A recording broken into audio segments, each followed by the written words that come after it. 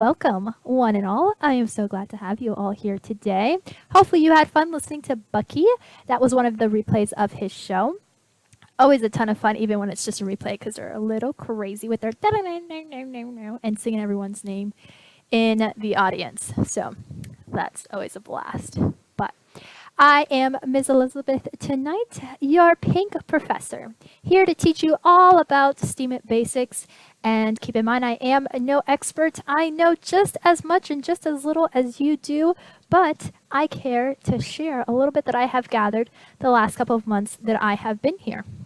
Now, keep in mind that MSP Ways Radio and its owners take no responsibility for the opinions or statements made by their talk show host or their lovely guest. Statements and show topics are not necessarily the beliefs of the radio station. The material on these shows is provided for educational, informational, and mostly entertainment purposes only, my friends. Now that we got that disclaimer out the way. Team Pink. Yes, my friends, if you are not pink, you are missing out on all the fun. Let me know and I can quickly make amends. Now, you may all have noticed that something has taken over Discord. And there's just dutes everywhere. There's a doot here, there's a doot there. Everyone's some sort of doot. Even I was a pink professor doot for a little bit there. But then I had to change it, because we're in the classroom now. Can't all be like that. It's weird. And you may be wondering, what is this madness that has taken over the Discord channel? It's mostly the mods who've gone a little crazy. And it's a little bit to do with us trying to drive aggroed a little bit crazy. I think it's working because we're crazy. But it's whatever. So yeah, it was one thing that Crimson Clad had said, and a couple of the people in the audience were making fun of her, and the Dude explosion occurred, and everyone started changing their name, either by choice or by force, and here we are. So, oh yeah, and in case you guys are not watching the Twitch feed, I have made a little adjustments. That is my beautiful face, and welcome to class, the MinnowUniversity, and all that. On there as well, I am sharing screens, so I will be going back and forth. So if you have Twitch open, I would leave it muted there, so that way you can follow along as I say, but all about the show and tell experience. And this lovely project that you're listening to, called the MinnowUniversity Radio, was brought to you by Swelker 101. Vote his witness if you have not. He is at work, bending knees as we speak, because that's what he does. Therefore, he is unable to be here on time, and so I am helping him out until he can arrive. Thank you for putting that on there. You'll be glad to know that I actually had lunch before the show. I forgot to eat lunch earlier, so I had it just a couple minutes ago, so I won't be eating on air, which is one of my favorite things to do. But I digress. You kiddos must be wondering, what the heck is this teacher going to teach me today? Well, I don't know. I kind of figure these things out on the fly. But before I was looking through the MinnowUniversity Discord, and if you're not a student there yet, please enroll today. Come in, say hello to me, and I will throw a beautiful orange on you to know that you're a student. In there to the left, you will find various topics with different links in each of those classrooms for your reference. Now, I went through today and I was looking around because I wanted to talk to you kiddos about the value of your wallet. Now, I know you guys are all multi-billion seamaners and you probably understand everything, but have you ever wondered when you go into your wallet and at the very bottom it says estimated account value? Ever wonder what that was all about? If you go into Twitch right now, you'll see that I am in my wallet and I'm looking, and on the bottom right, it has this estimated account value. And I'm looking and it says 7,000. And I'm like, woohoo! I'm a dolphin. That's awesome. But then I look up and I don't have at least 5,000 to be a mini dolphin, nor do I have 5,000 Steam dollars to pretend like I'm a mini dolphin. So where are they coming up with this $7,000 in SBD value? Well, my friends, you ask and you shall receive.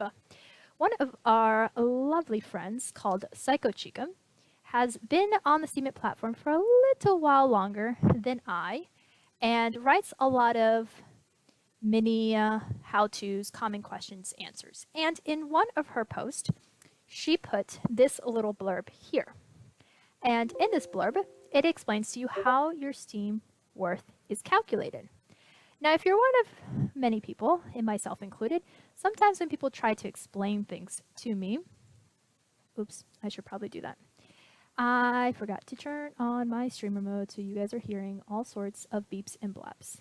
And so, as a good teacher, I'm normally more prepared than this. Okay, I got this. I did it. Thank you, Ron. I see a question. Do those price feeds come from witnesses? Witnesses do produce price feeds, but the value of Steam in which this is based does not come from the witnesses. However, I will actually save that question for when my co-host finally decides to join us. But anyways, so I was reading this post, and it says, in order to understand how the value is calculated, there's 3 things you need to look at. Your Steam worth, your Steam power, and your Steam dollars, and it all calculates the same thing. So if you look at the price of Steam in this post that I'm referencing to, which I shall put it in the chat room for you, this one right here, it has a coin market cap link that lets you know what the value of Steam is. And if you know what it is, then you can calculate this. Now, it does change every day, but let's pretend the time that this was written that the price was the same, that Steam was worth $6.50. And let's say the total amount of Steam that you have in your account is 2.002, which gives you the grand total of $13.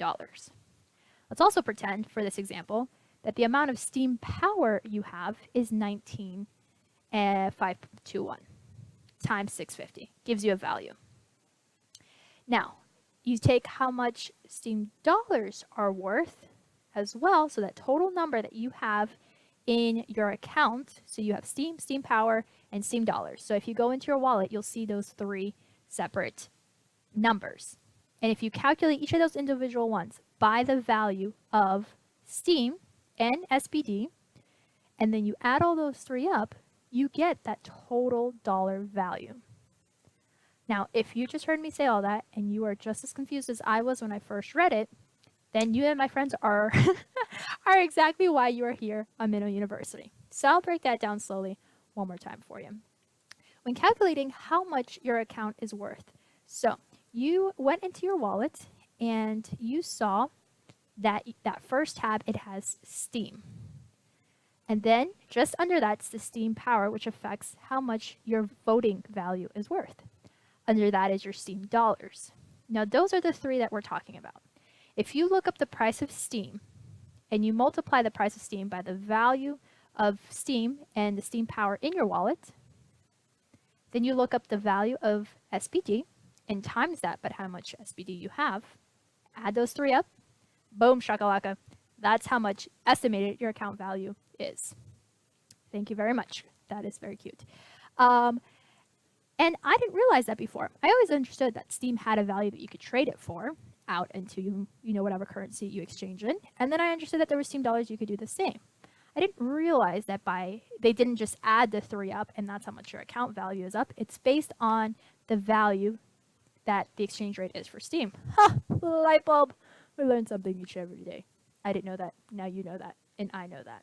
So if you're ever looking at an account and you feel like the number at the bottom of estimated account value is just crazy high, now you kiddos know where that number comes from. And you can look it up in that post that has the Coinbase link to how much Steam and Steam value is worth, so you can check it on any given day.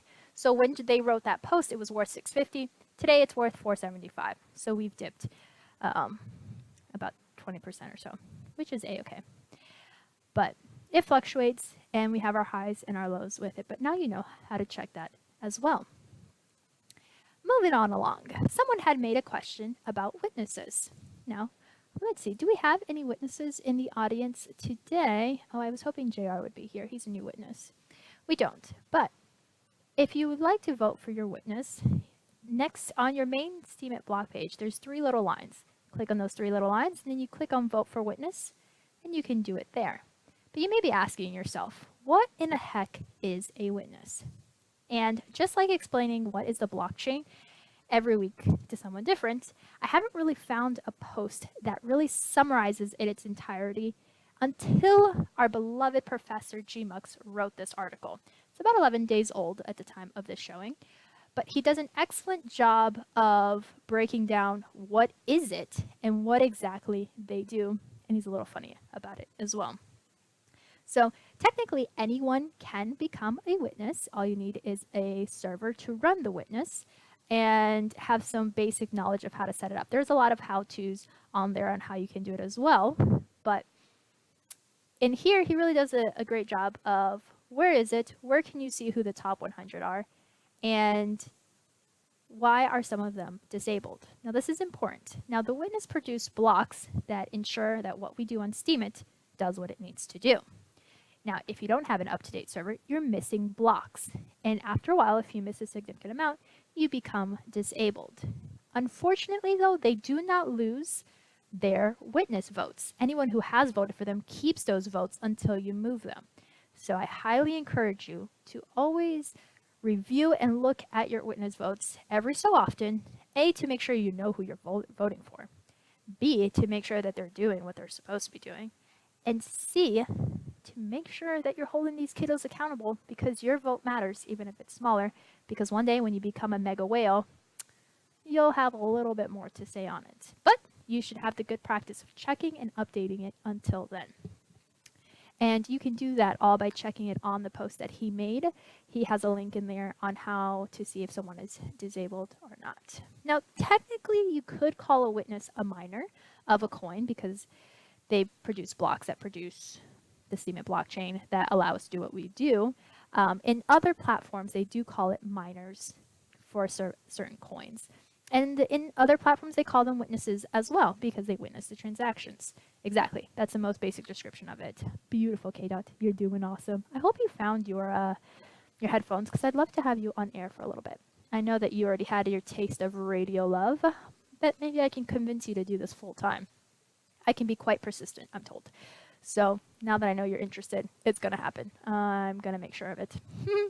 But I need you to find headphones because that whole noise you were making while you were on air would drive me absolutely insane. And I'm already a little bit crazy, so let's not go off the deep end here. So anyways, the post that I'm talking about, it talks about what happens when they miss the block, how often it occurs when it does happen, and what happens when they do. And the ranking, how did the witness get up, sums it all up. It's a beautifully well-written post. And he's also a witness. What are the odds of that? So if you ever had any questions, concerns, or good jokes about witnesses, and you wanted to sound a little bit more educated about the topic, go ahead and take a read. Ron, if you'll hop into MSP Waves or Menno and check to see if Kadut sounds lovely, just like I will wait for your thumbs up before dragging him on air. If you can't, that's no problem. I'll just test it when he comes on air. But if you can do me that solid and check his sound, I would appreciate it. I will wait to get some heads up from you either way. Thank you, Menno. I appreciate you very mucho. Okay, so let me move this right along so that way I don't repeat myself with topics that we've already spoke about. In the meantime, talk amongst yourselves, tell each other how lovely you are, the best part of your day, the worst part of your day. Alrighty, next topic that I wanted to cover is formatting. Yes! Who doesn't love a well-formatted post? Moi sure does. It's really hard for me to read posts that aren't well formatted, mind you. So do your gal a favor and format your post, or at least ask. I don't mind helping you with it. I might even format it for you because I love it so much. Spend hours doing it. I would literally love to do that all day long if I could, but I can't. I need to get a real job, kiddos. Anywho, in case you didn't know, there are a lot of free stuff that you can do to spice up your post. Now, you can put banners on there, you can put coding on there, you can put all sorts of different things on your post with codes and banners and pictures, and move it to the left, move it to the right, make it smaller, make it larger, in order to make it beautiful. Oh, good, Kadut. I'm glad you're ready. I'm going to actually mute you so you don't shock me by randomly speaking. You do have yourself muted at the moment, but once I'm ready for you, I will unmute you, promise. So I have all these free formatting guides. I have a free formatting class you can take that something, I forgot his name, he created. If you join the server, his classes are in there that you can take and learn all that there is to learn about formatting. Someone who I met not too long ago here made some free cover images. Now, having a well-formatted post is extremely important, but do not forget about having a well-formatted page as well. Like, people are going to follow you and come see your page every once in a while, so you might as well make sure that it's a good one. So mine right now is acting a little weird, but I wanted to show you what you got to work with. So if you're watching on Twitch, you will notice that this is my brand new beautiful border banner that was made for me that I absolutely love. Now he does have a couple of free ones. This one was custom made for me. And I think he is offering his services now. So if you wanted to make a banner that's specialized to you, then go ahead and ask him. And it has my animated picture that's also on Twitch when I switch back. And it has one of my favorite verses, says, "Every man's way is right in his own eyes, but the Lord's ways the heart." Proverbs 21:2. And it has a sketch of my radio head when I had longer hair. So that's unique to me. I obviously love the color pink, and so he made sure to add my two favorite colors, pink and purple, in there. I love the radio, so he made sure to have two radio pictures. And I'm a diehard Christian, love Jesus, go lucky gal, so made sure to have the Bible verse there as well.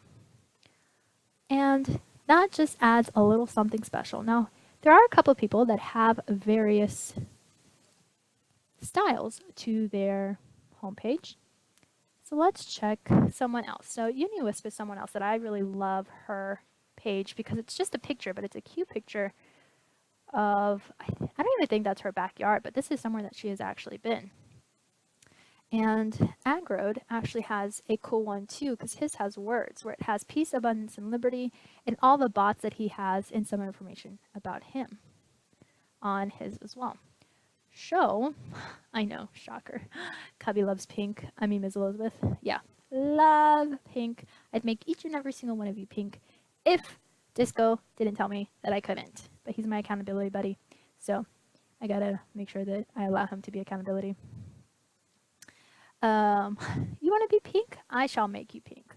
Don't you worry, my friend. I have no problemo making you pink. So, as I was saying, if you don't have a banner on your page, I recommend you get one. If you don't have one, a banner for your post, I don't recommend using the same one each time. However, having one so that you can have as a signature may not be too shabby of an idea. Don't know what you kiddos think about that, but I think it's lovely. I think it adds a little something extra and it makes it all the more fun for it as well. And have you guys ever wondered or had a random question about Steemit and you did your due diligence, you searched on Steemit and you just couldn't find the answer? And that's hilarious. And it's not one of those things where you said you found it on the frequently asked questions, but you're like, oh, I just wish there was one place that I could just randomly click. And if I had a question or I never thought to ask this, but it would be nice to know, where could I get the answers to that? Well, you already know what I'm going to say. I think the frequently asked question page on Steemit is an excellent, excellent place to do this. Another place is this that Psycho Chica created. So she creates lots of guides, question answer types of posts, but as you all know, a lot of things get lost in the shuffle of Steemit. And it can be hard to scroll back and find specific information that you need. And if you're ever looking, this has her complete list on here. And sometimes I just like to go on here and just click on a random one. So one of her topics is why newbies should be excited about the next hard fork. Do you know what a hard fork is? Do you know when the next one is? What's the last one that we had? Is that something that I can do? Is that something that I have to change or do or vote on? Well, if you click on that question, you will notice that a post will pop up. And this one happened about 8 months ago, which we've had a few hard forks until then, so it may be a little bit out to date, the topic on this particular one. However, it will explain how far we have come on the platform, and you'll get to learn a new phrase of what the heck a hard fork is with it. And then on the bottom, she always has some interesting previous topics as well. And show, my friends, there it is. If you were ever looking for a hard fork, there's one in the mist for it as well. So I love it. I think Psychochica is awesome for creating these guides. Inquiring Times is also creating a ton of guides in various languages for it as well. So if you ever had a question that you needed an answer, or you were just curious about something, or you didn't even know, check it out. And each week I'll probably pick one or two to go over. Today I thought I would explain the wallet, which I did not know how to calculate the value, but now we are all experts on calculating the value. And once Shane decides to, that work is over with and done, and he'll join us on air, we can ask him how the witnesses affect the value of it, because he can probably explain that in better detail. Until then, we have my good friend Kaduk, which, Kaduk, what is your actual Steemit name? I know you were on earlier, but I must have missed that. And you can go ahead and unmute yourself or push to talk. There you go. How you doing, my friend? There we go. I'm doing well. How are you? I am living the radio dream, which I hope you too will have the pleasure of leading your own radio show one day. You never know. I don't think I'm near talented. It was fun to... Well, every DJ started out by hopping onto someone else's show, and then before you know it, we're like, yes, give me my own show. And everyone who starts their own show, the first one is always a hot mess. Not always because of you, more often than not because of it, but you're still learning all the buttons to push and the flow, and you're nervous, and you're like, what am I going to talk about? I have 2 hours to kill, blah, blah, blah, blah, blah. But right. After the first one, you're a pro, so... I could totally see how that happens. It's awesome, though, because no matter how nervous you are or how many times you've practiced, your first one's always bound to go wrong in some shape or form. But you have Global there and you have Ron. They're, like, talking you through it, and you're slightly freaking out. And you're like, oh, my God, I don't know what to do. And then they're, like, fixing things and helping you look for things. And it's awesome. Like, I've had this show for a little while, and Ron Don even asked, like, hey, do you want to do a mic check? And I'm like, no, I'm a pro. What do you know? As soon as I come on, my mic isn't connected. There you go. That does happen. It actually, when I was on here with Scaredy Cat Guide, it reminded me of I used to make hip hop songs, and we toured. Me and my cousin had a group. We toured the nation for a while. We opened up for Tech Nine on a tour. Cool. Like 45 times or something. But every time we went out, I had this weird butterfly feeling in my stomach, but it started to go away, like after a while I was so used to just walking out on stage. Well, that and the alcohol probably. Liquid courage, I hear, is a real thing. It definitely is, yeah. And eventually the butterflies started to go away, and it actually just wasn't as fun. And I got that same kind of feeling today, so I think that's why I enjoyed it so much. Yeah, it's funny because there's some DJs who go on air and they have no music. They are 100% just talking for 2 straight hours. And I'm a bit of a chatterbox, so I thought I could talk for 2 straight hours, no big deal. But every show I've always done, I've always had a co-host to lean on. And the first time my co-host, her internet wasn't working and I had to be by myself, I was freaking out. I was like, oh dear Lord, she's the one that triggers all these thoughts, and then I ramble on, and then I play music so people can, tell me to stop talking. And she's not here, and Global was kind enough to spend the first hour with me until I kind of held my bearings. But it's funny how your thought process just starts to flow when you have another person to bounce ideas off of, and when you're just here by yourself, you're like, all right, cool. Of course, yeah. The natural ring of conversation helps. Exactly. You come up with everything, yeah, for sure. Yeah, and then you run out of your train of thoughts that you've had and then you're just kind of staring at a green screen. But the purpose of this show kind of changed over time. It started off with Shane just kind of playing music and getting used to being on the radio, kind of like his practice run on air. And then I asked him to be a mentor of mine, and he said, well, let's talk about it on air. And we've kind of been together ever since. So it's cool how the project he developed. suckered you into it, kind of like you're suckering me. Ha! Just like it. Hook, line, and sinker. But it's real. But today's, it's called the MinnowUniversity radio show because it's a project he started about him, and it's ideal for having. JR, there you are. I was asking about you earlier. It's about teaching minnows about Steemit basics. So we've covered anything from different types of wallets, exchange, formatting, links, how to check your followings, how to check if you've been flagged, how to check your Steam power, anything and everything that you can think of. We've pretty much covered the basics of. But what we have never really touched base on is what is it like to be a DJ? And what do you know? You're interested in becoming a DJ. So yeah, definitely. When you think of becoming a DJ, what are some of the first initial thoughts you have that are like when you're creating a pro and con list on to do it? What are your thoughts? Well, definitely the pros are like, I have all these thoughts, all right? And I live in this tiny little town, Wyoming, with approximately 15,000 people. There are a total of like 2 people in this entire area that care what I think at all. So the pro is definitely being able to talk about something that I'm interested in with a group of people who are similarly interested. The cons, of course, are coming up with material, having to stick to a schedule, stumbling on air or doing something stupid because, nobody likes to do anything stupid. No. See, my friend. Friends don't let friends do stupid things alone. And we will all be here to do it with you. So it's totally fine. Fair game. So, and it's awesome because on Monday nights, Rondon has his show that he rambles on for 6 hours with his co-host about anything and everything you can imagine. Like we've sat there sometimes and we've talked about everything from sex trafficking down to what color shoes I was wearing that day.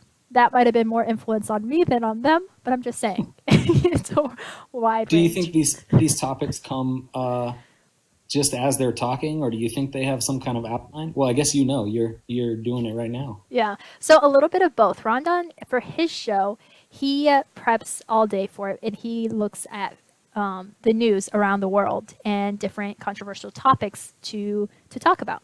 And what the government is doing, what society is doing, and what seems to be the theme and the trend of the day. And him and his partner and whoever is in the audience will talk about it. He used to have one person whom we love and dear and haven't seen in a little bit who would debate with him, and that's what he loves to do.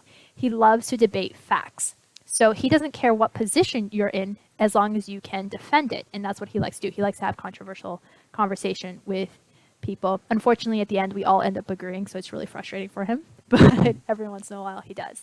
Well, that sounds like my kind of show. You That's would exactly love it. what I like to do. Yeah. I love to argue, but friendly argue, of course, but facts only. Yeah, so if I were you, I would check out that Monday show and engage with him and that type of thing and see if that's something you'd be interested to do and see if maybe you can't hop on with him. I'm sure he wouldn't mind. Or get your own show and find a co-host that you can ramble on about for hours on end. Might just do that. I might make the round stealing everybody else's. There you go. It's funny because we used to have a show that's Main Events show, and now he co-hosted it with Poetic Snake, where he did just interviews. He would pre-record them and then play them live on air, or he'd bring random people on air and interview them for a little bit on air. And he would ask anything from how they got started on Steemit, what kind of projects they're working on, what they wanted to promote, or one particular topic if it was something they were passionate about. And now everyone does that. Everyone has at least one person that they interview at any given point. Kind of like now. I heard the snake guy came on the other day. Name. Yeah, he has had him. He's had Papa Pepper has been on his show. He's had Jerry Banfield on his show. He's had Aggroed on his show. He's had some of the mods on his show. Anyone has been on his show. Very cool. Very cool. Yeah. I did tune in the other day. It was. And then if you really want to be part of the radio team, you got to listen to UniWisp's show, who has just graced us with her presence. She has a show every Thursday talking about emotional integration. And all the tough guys especially some of them here listening, will just pour out their hearts and truly understand, because you may think you understand how emotions work, but you don't understand the beauty that's behind anger, jealousy, and what's the other one? Usually like emotions that have negative connotations aren't necessarily negative in nature, just misunderstood. So Sure. she does an excellent job of breaking those down, and you always leave there feeling like you've just conquered the world. You're like, oh, I totally got this. I just need to understand my feels. Right. It's all a matter of perspective. So there you go. So you mentioned that you like to talk about controversial topics. So if I were to, say, all right, so let's have a debate. What are the top 3 or top topic that comes to mind that you would like to discuss? Oh, I never know. I usually end up getting into these conversations. At random. Yeah, totally random. I think my friends don't like. Well, if you're kind enough to call them friends, then they must stand you to some extent. I actually had one friend tell me that they didn't want to be my friend anymore, but I was so persistent about it that there was just no way around it. And I was really offended for the longest time. So, but then they invited me out to eat, and I was like, well, you can't hate me so bad if you want to buy me food. There you go. You're like, you will be my friend. Yeah. So that works out. But so my suggestion for you then would to be to find random topics before the show, just to kind of get the conversation going. Maybe a link to something or an article that you read. Now, the tough part is you'll have all this material prepped. So you're like, okay, I'm going to talk about witnesses, for example, and you have this article up and you have your ideas jotted down. You go live on air and you're said, all right, witnesses. You define it, you demonstrate it, you put up a couple examples, and then 3 minutes has passed. And what do you do then? Exactly. I feel like I'm being chastised. Right. So that is just your heads up that as a radio, you want to keep in mind that I speak about 1,000 words a minute. And that's just because I talk really fast. So I have to keep in mind that when I am about to teach a class, whatever I want to talk or teach about, I will probably get done in 20 minutes or less. And so I really need to write extensive notes, like what about this topic do I want to talk about? What about that word or phrase do I want to define, in order to extend the conversation, as my previous employer likes to talk about. Or else I'll be done in 20 minutes. And then I'm like, cool, let me play an hour and a half of music since I talked really fast through all 7 of those topics that I wrote down. Yeah, my girlfriend tends to talk pretty quick as well. So I'm kind of used to it, to be honest. I have to tell her to slow down quite often, actually. And Yeah. I kind of feel like an a-hole when I do it, but sometimes I'm like, hey, slow down for 1 second. Let's think about this. Fala devagar, por favor. That's say speak slowly in Portuguese, in case you wanted to learn how to say it in a different language, mix things up a little bit.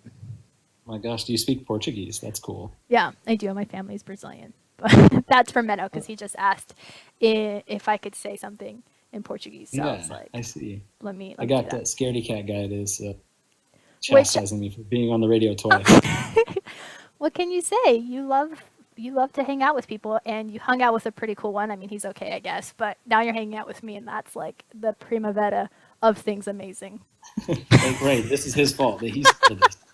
It really is. He's the reason that I'm here, actually. He brought me onto the platform, and he hasn't been able to get rid of me since. So we all have him to thank. He brought me to the platform as well, so I think that I have some. You see, you must be wonderful.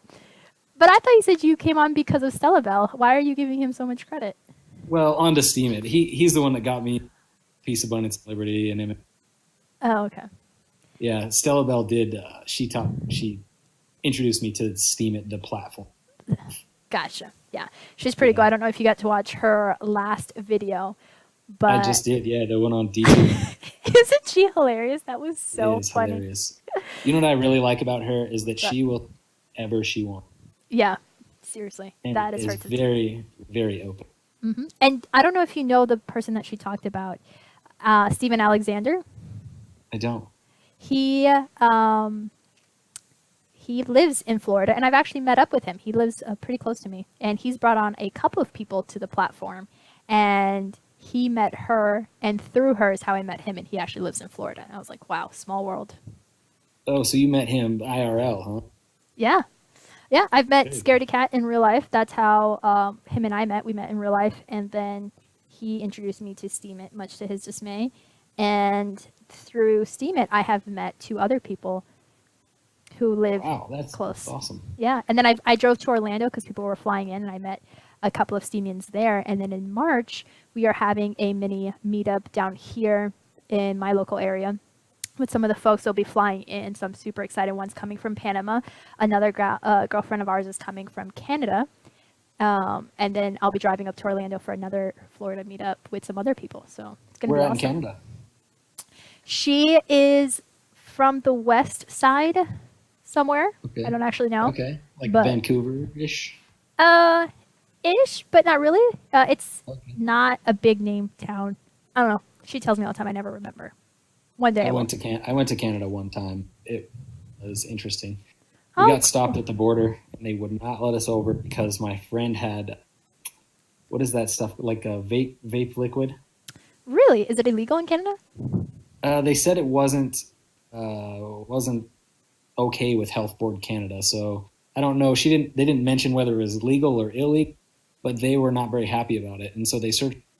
The whole thing took about 5 minutes, and I'm sitting there like, I have the cleanest record in the world. How can I not get into Canada?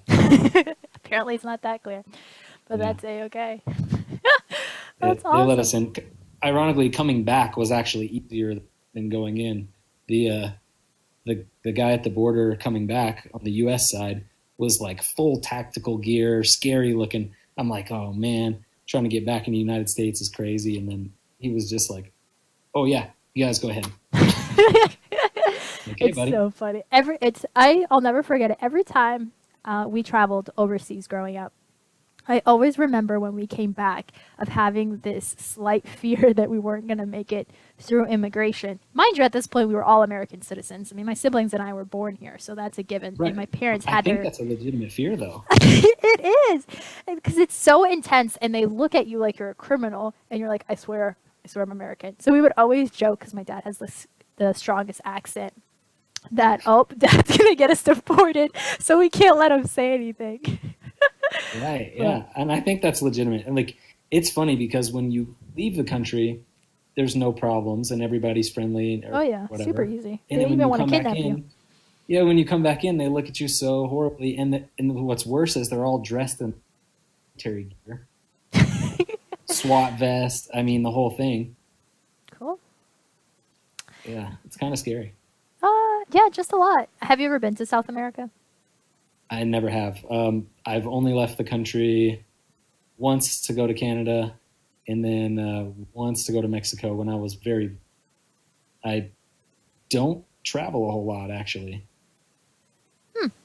That's Yeah, a shame. the last time I traveled, I flew to Texas truck and drove it back up to Wyoming, and I had to buy a truck because if you in Wyoming don't have a truck, you might be driving to the store in the winter. Oh, well, there's that. I have never done that before. The furthest I've driven is 24 hours going to and from, well, obviously one trip going, and then after the summer I drove back from college. I drove from Florida to Springfield, Missouri. Have you Oh, been? that's a long way though. Yep, it is. I have not been to Springfield, Missouri. Yeah. I've been to Missouri. I'm trying to, actually, when I was in the Army, I went to basic training in Missouri. That sounds about right. It's weird how everyone who joins the military in Springfield, Missouri doesn't train there. They always fly them down to Georgia, which I find is odd. Huh, that is weird. Yeah. I think it has to do with the wherever their advanced individual training be, because each base, I think, specializes in certain military operations. There you go. So see, this would be what it'd be like to talk on the radio. Believe it or not, we've actually been chit-chatting for about 20 minutes now. Not bad at all. Not bad at all. See, it's a little bit easier when you have someone else to chit-chat with you. And you and I have been talking for 20 minutes, and I have been on air for 20 minutes. So that entire thing has been 40 minutes so far. So you can see how time flies, but how it can go awfully slow at the same time. Definitely. So I don't imagine being able to do. You probably can. It might take some practice, and you may run out of ideas. But the best part is you see how they're just going off about dates in the chat room right now. It takes a little bit to be able to multitask, but you seem to have no trouble with it. But it's really cool once they start interacting with you and asking you questions, or going off on a crazy tangent based on something that you said, and interacting with them. It makes the time go a little bit by faster, especially when you run out of things. So that's one portion of becoming a DJ, is having something to say, be willing to say it, and understanding that the length of time that you have to fill requires more than just a couple of words or links, because that will only go as far as your imagination will take you. And the second half, great experience. the second half of this is the technology side of this, which you may hear us every once in a while saying that we have technical difficulties or they can't hear you. Unbelievable! Wow, they should really lock this room out. I mean, anyone can just jump in whenever they want. I mean, what the? I mean, that wasn't supposed to happen. I just pressed the button, and next thing I know, I'm in the room. Wow. Okay. Now it's a party. Yeah. I mean, did I accidentally just crash a party? I thought you were leaving. You said 5 minutes. I was like, awesome. Get off my face. And then you're here. Wow, I literally am. I have to go meet my business partner for dinner to discuss some topics. So you thought you'd hop on air before you had to leave? I mean, audience chat is fun and all, but I mean, it's just not the same. Once you've been on air, I mean, that's like kind of like doing steroids and then telling me I got to go all natural. That's a terrible example. I'm hooked now. I want the juice. Give me the HGH. Get off the air, Mitch. I don't know who this guy is you talk about. I just had to come and say what's up to my dude Kodaks, who apparently is hooked and addicted to the radio now. He's my homeboy. We're chilling, all right? Listen, it's your homeboy that you met when, today? Yeah, he let me turn him pink, so obviously we're besties for life, all right? Listen. We are on the same team now. If Steam Pay never ever gets developed any further, it's basically all our fault because he's spending all his time on Discord now. Okay. Oh yeah, I know. I should be programming. No, I can't. Well, the radio does end at some point, so when it does end and you can't listen to anyone, then you can code then. No, Jesse, I'm slowly gonna don't back encourage. away. I'm slowly backing away. Just picture me slowly walking backwards. I have as seen I this keep done my before. eye on Cubby because I'm not trying to get stabbed right now. Yeah, so I'm still pissed at you, so off you go. You're gonna have to catch me up on that when I see you later this week, because I have no idea what you're even talking about. But all right, I'm old. I'm forgetting things these days. I know. Goodbye. All right, peace out. And then you have ducks like Scaredy Cat, who just randomly decides it's okay to hop on your show. And right, throw you a curveball. The funny thing is, he's actually really good friends with my co-host. They have like a weird bromance thing going on, which is cool. It's whatever, must be a guy thing. So whenever they're in a room together, it's hilarious because they're like, "Oh my gosh, it's Shane." He's like, "Oh my gosh, it's Scaredy Cat." It's like that movie, Toy Story 3, where they're like, "No, you hang up first. No, you." Anyways, it's unnecessary. Oh man, that was awesome. Yeah, that's Mitch for you. He's a cool kid. So that's one thing. The curveballs, random curveballs that come in. I mean, that's its own separate segment. Like when your computer decides to crash itself or update or, randomly freeze. It's awesome. But have you ever heard of a program called OBS? Open Broadcast something, right? What is that? Check you out. I actually don't know what it stands for. Is that real? Is that right? Menno says that it is, so you must be correct. Yeah. Oh my gosh, I totally just guessed. See, you were made What does for the radio. S stand for? Systems. Open Broadcast Systems. Oh, okay. Yeah. So that is the program that or app or whatever you want to call it, that we use to broadcast in. It's how if you ever checked out the Twitch feed, every person has something there. Most of the time it's just a chat room and MSP Waves Radio. On Thursday, you can catch Crimson Clad's Hardcore Metal, and she does all the really, really cool graphic stuff. Software, systems. Really, boys, like, go do anything else. Let me pretend like I know what I'm talking about. Like, why had to correct you? You're picking it apart right. Software, yeah. I mean, it does make a difference, I guess. Right.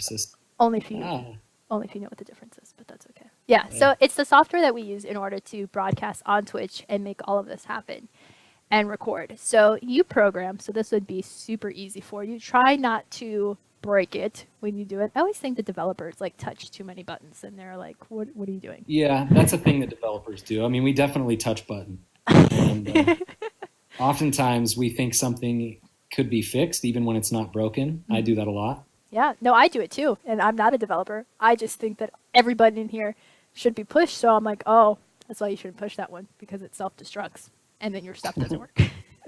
Right? And you're over here making people's names pink and duding everybody. Yeah, no, it's great. Honestly, they only had to sit me down once and say, Cubby, you cannot make everyone's name pink. And I was like, you can't tell me what to do. But I get it. We won't do it. I enjoy the pink name. I mean, my profile does say girl power, which I'm all for girl. But I figured. You see, the funny thing is the pink never was supposed to be like a girl power thing. It was just supposed to be pink. But anyways, I digress. Long story. I'll tell you later. So I'm happy that you love it. I love it. I miss being pink. For some reason, I can't seem to convince them. Get some other roles badges on here. I need to delegate 1,000 steam power. You should. It's a ton of fun. I love seeing all the little badges with people's name. So do you want to explain to me the bot and how it works, the Minnow Support Project bot? Is that what the delegation is for? Is that correct? Says that? So we have a mama bot that we call a Minnow Support on Steemit that you can delegate to. You can check out our website as well on how to delegate. And this is the Steemit account where if you click on the wallet, you can see how much is currently delegated to it as we speak. And right now we have about 74,000 that is delegated to us. And right. 17 of that is organic growth that we have occurred over the time. And Crimson Cloud has put together this beautiful website. And here you can see who has delegated, what are the various things that you can delegate to, and boom. Very cool. Yeah, so I've got a little bit of steam power. I should start delegating stuff with. You don't want to delegate too much of it to whereas you can't vote on anything on Steam. I know you don't post very often because you're lazy, but... Oh, but I vote a lot, though. Oh, good. Oh, you don't write because you're lazy. Is that what it was? Yeah, I don't write because I'm lazy / busy. Got too much to do. I'm a machinist, a programmer, and on top of having a regular job, which actually I just quit. Actually, I don't have a regular job anymore. Must be nice. I was recently let go from my job, and I'll tell you what, I don't like this whole unemployment thing, but slash on the radio all day. Yeah, pretty much. I just finished my 27th job application, so it's not fun. So I'm happy that you decided to quit, but I quite enjoy the working thing. So are your jobs in a career field? Yes. That you've studied for? Well, I studied business, and so it's quite broad. What happened to my job, UniWisp, is I started working for a company that used to be franchised, and then the corporate purchased it back, and they acquired a new territory in which they needed my services in order to manage. And they've decided to undo my particular position. It was a management position, and make it into a solely sales position, which I did not want. So they paid me out, which really sucks because I didn't love it, and I was thinking about leaving anyway, but I wanted to stay there for at least a year, and I only made it 7 months, so I was like, this really sucks. Yeah. So. At least your job was probably cool. Did you enjoy it? I enjoyed it at times. My customers drove me crazy, but I liked the field of logistics that I was in. So, and I had an amazing manager. I love the office that I worked in. I love the dynamic in it. I didn't like the work itself, but I wanted to give it a shot because I thought that it could get me elsewhere. And I didn't get a chance to go elsewhere. So now I have to look elsewhere. I know that feeling. It really sucks. Yeah. My job was not very cool. I was just a bartender at a private golf club. So you can imagine how much fun that is. Yeah, no, I remember working at a golf club once, and I had a lot more fun, but I got to boss people around, so different. Yeah. So it's really tough. And I've always worked in sales. I never really loved it, and I've always tried to steer away from it, but they just pay so freaking well. So now I don't know what to do, and I'm stuck in this place between trying to find another job that fits my skill sets but is absolutely no sales and the pay isn't ideal, or do what I was doing before that has some aspect of sales and just not be a happy camper. So I don't know. Sales was never my thing. I always felt so dishonest and also pressure to like meet certain sales goals and stuff. I worked at Wells Fargo. Oh, let me tell you, that is the worst place in the world to work. Really? Do tell. So at Wells Fargo, they have these sales goals. Basically, the whole time that I worked there, as people would come into the bank to cash checks or do normal everyday stuff, we had these scripts that we had to follow for work. I don't know if you've ever been in a Wells Fargo, but if you go, take note of what the person is saying, and the next time somebody else will tell you the exact same thing. The point is to get you into these products that the computer says that you need, right? So the computer does some kind of analysis and says, this person needs a home loan. And so you as the teller have to try and get that person into a home loan. And you get credit for it if you do, not like monetary credit, or you have to hit a certain number of these accounts and it's. Yeah. I thought about going into banking. It's kind of a natural transition for what I've done in the past. But then again, there's that sales quota that I'm trying to steer away from. Sales is one of those things that I'm really good at if my head is in the game, but I don't like doing it forever. Like I like doing it for a period of time and then boom, I'm done, just to say that I can do it. Yes, I can close deals. I can go on and bring new business on. I just don't enjoy it. My first job had to do a lot of sales and I hated it because I had the same feeling you did of dishonest, and I'm not a fan of that. And if it was something I believed in, it wouldn't be a problem. Like I worked selling cell phones for a little, that was fine because I believe in smartphones and they can make people's lives better if they understand them. So selling people smartphones was no, getting people into home loans that came in to pay their 30. It's like, I don't know if this person needs a loan. Yeah. That was a really tough part. That's what I loved about this recent job of mine, because the sales aspect of it, we actually did make people's lives a whole lot better. And we were offering them a similar product, but it was cheaper. And we could streamline their processing system. And we just had an awesome support team. And we cared about our customers because we worked for small to medium-sized businesses. The only downside of it was how it was a lot of sales. So like once you got that first sale, you were responsible for it for 90 days. And then my position took over and oversaw it for that length of time. So it was really hard to do that with 300 customers and bring on new business at the same time. Now my quota was significantly less than everyone else, so the pressure was a lot less. But after 7 months, they're like, maybe we need to up this quota. And that's when things got a little hairy. So I love the product. I believed in it. It was something that I could do. But it's not what I signed up type of thing. And unfortunately, they didn't give me a time to even reach those goals. So they just asked like, hey, do you want to make it more of a sales position, even though you told us you didn't want to?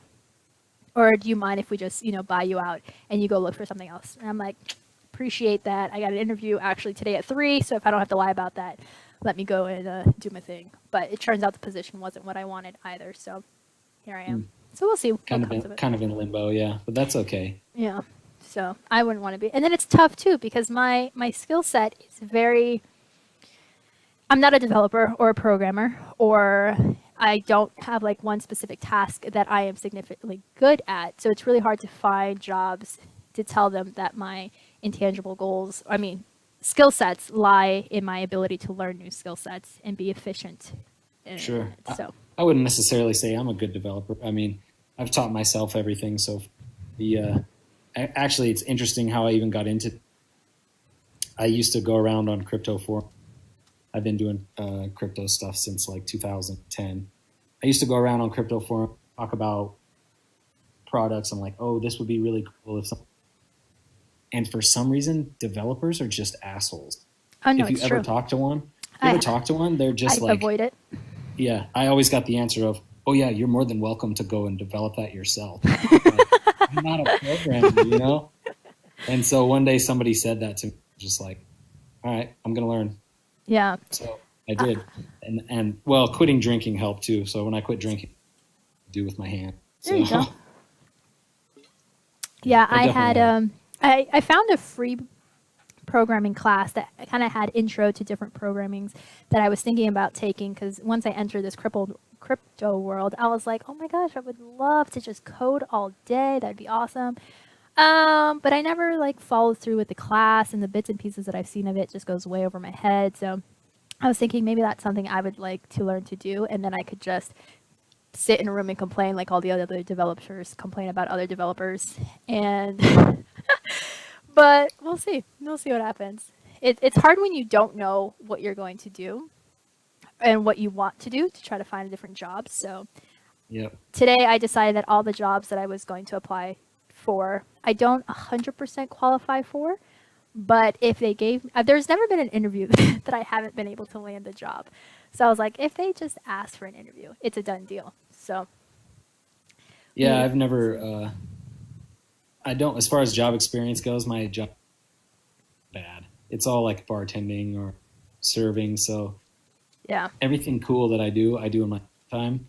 And I'm kind of in that phase right now too. Like I'm trying to look for something that's more challenging, something that's fun, but I just don't necessarily qualify on paper. So I decided to take the year off. That's tough too. See, and then I was debating between that route as well. So what do? Do I take these seasonal jobs? I have a couple of connections where I could take seasonal jobs in different states and maybe travel for a little bit. And I was like, maybe I could do that. But honestly, I love careers, and I find that I identify how do I phrase this? I think it's important for me, at least, and this is how I see it, this is just my opinion, but I value the work I do as who I am, and I don't feel like a valued person without a career. So every job that I have, I valued it as a long-term career that's going to benefit me and benefit the corporation that I'm in, and we're going to learn and grow together. And I think you should be that way. I think that's important. Yeah, so it's tough for me to even take a small gig just to get by, as some people say, just to a means to an end. I'm like, yeah, but I'm not that type of person that would just take a position just to take it. I'm a long-term thinker. Like, I think I take any career or any job, what have you. Like, this is an investment in them, and they're going to be investing in me, and we got to mutually benefit from this, or else what is the point? Like, why am I wasting their time, and why are they wasting mine? Exactly. And I think if more people thought like, we wouldn't have so many people in positions where they just don't care. Yeah, this would be you true. run into that a lot more on like, but yeah, I mean, I think no matter what your job is, even if you're a checker at Walmart, whatever, you should take your job seriously and try to do the best that you can. I mean, do it with excellence, yeah, because you never know what it may lead you. You never know who you may meet or what opportunities may come from it. Exactly. So, yeah, that's totally. the other thing. Well, folks, we have been listening to MinnowUniversity with Kadut. Is that your name on Steemit as well? I don't think it is. What's your name on Steemit? It's Kodaks with 2 X's. Very cool. I got duded today. Welcome to the Cool Kids Club. All the kids are doing it, so glad to have you doing it as well. If you were listening to the shows earlier, he was on the air, and he is back again because he has expressed some interest in becoming a DJ. So give him a little taste of what it's like to be behind the scenes. He actually has the easy job of sitting there and interacting with all of you and me here. And to give him a flip side, he is a developer, so the OBS system that we run our program from would be super easy for him as well. So my friend, all you have to do now is click this little link here and join our server and talk to Rondon and Globo. Get yourself a time, and boom, you'll become a DJ as well, and you can play some music. You can chat our ears off. Just don't forget to read a disclaimer at some point. Oh yeah, disclaimers are important. Yeah, apparently those are good things to have, and you will be good to go. I know you just joined. You've only been with us since May of 2017, but there's quite a bit of places to go and stick your head in. So I always recommend that you give it a try. Hop on air a couple of times with different people. Once you get talking, it's very easy to talk for a while. But we do require, once you ask to become a DJ, to have a 1 hour test show where you're just basically running your show like you normally would. You record it for an hour, then our ops team will listen to it to make sure that it sounds clear and you're ready to go. And that's just a small snippet of it. Going live is a little bit different. Sure. So speaking of which, does this mic sound? On air with Mia, it sounds like it breaks up randomly, and I don't know if that's just on my end or if it sounds the same on their end, but so far so good. With the headphones, it's definitely a lot better than what it was before. Right. I think I was thinking that it was probably hearing my speaker put and trying to compensate for that, like noise cancel. Maybe that could be it too. We have a couple of different links on what kind of mic to have. There are a couple of really cheap ones that are awesome to invest in, just because if you are going to be on the radio and talking to other people, then you want to have something a little bit more reliable that you know works more often than not. And your operating system, which I'm sure you have a awesome kick-ass computer, so that shouldn't be a problem. I really don't. It's a pretty crappy computer. Well, Rondon has a pretty crappy computer, and he makes it work. So it has to have like minimal stuff in order to know that it runs. So if you're... I guess my version of crappy could be different than somebody. This is true. This is very, very true. I bought a whole brand new computer, but that's just different because I was planning on getting one anyway. So I don't even remember what the process I just recently bought this MacBook, and it was like $1,000. But that's because it's a Mac, not because it's a good computer. Which I didn't realize that Mac's battery lasted so much longer. I thought their batteries went just as quickly as everyone else's. I have not charged this in like 3 days, and it's at 42%. And I am on this thing all day. That is impressive. Yeah. I don't know what they put in their batteries. They have like... Why can't they make their phones the same way? You telling me? I don't know. I don't use any iPhone, Mac product except for this computer. I will say that I am amazed that these tech people don't use more Macs. I've never seen so many people anti-Macs until I joined this platform. I thought all of them, I was like, oh, they must all be like these crazy Mac users who like vouch by it. But I found the very opposite. Most of them seem to be Android users. They love Linux. Yep, that's exactly where I'm at with it as well. And I think so Macs are really good creative types maybe because they don't get in your way. Like Windows always wants to restart, do something, crazy. And Linux, nothing works, of course. You could get Photoshop with like emulators or whatever. It's just really a pain. And so the reason that I got it was the battery life and the fact that it's small, but also because it's based on Unix, which is what Linux is based on. So it has the same. So for me, it was really a switch. Yeah, man. Oh, nothing works on Linux. Okay, I heard this. Check this out. Oh, just run Linux? Okay, I've heard this metaphor. All right? Have you guys heard the airplane metaphor? No, enlighten us. Okay, so I'm probably going to mess it up, but metaphor. Windows is like buying an airplane ticket, riding your plane to your destination, and everything is fine. Okay. Mac is like buying an airplane ticket, being told which seat you sit in. Every seat is exactly the same. Then you get to your destination just fine. Linux is like buying an airplane ticket, assembling your seat, and then once you get your seat assembled, the airplane ride is just fine. That's pretty much what Linux is like. You have to get everything working first, and then you're fine. That is hilarious. Definitely sounds like a control freak would want Linux. So, 'cause you're like, no one can do what I do with it. Oh my god. Oh my gosh, these are great. All right, that's a bit much for my show there, Ron. All right, a bit unnecessary. I like to keep it PG-13 and closer to the 13 or the G than anything else. But during all the other shows, they go a little way crazier than that, so they don't filter out as much. But I prefer to keep it clean, children. Unbelievable. But yeah, so I find it's interesting that you say that because I got my family started on Macs, and Ron, that's hilarious. Thank you so much. That's more appropriate. And I was like, all right, let's give this a try. And the previous phone I had was an HTC, lasted me 4 beautiful years. The best phone I have ever had. And they didn't have the model anymore that I wanted. A new model came out, but you had to buy it directly. My phone company wasn't selling it. So I was like, all right, you know what? Let me just give this iPhone thing a try. And so I did. And the texting on it is hilarious because you can text in emojis on it or in GIFs in a consistent basis. So that's completely changed how I communicate with my friends. But not Right, I can everyone is imagine. doing. And FaceTime is a beautiful thing.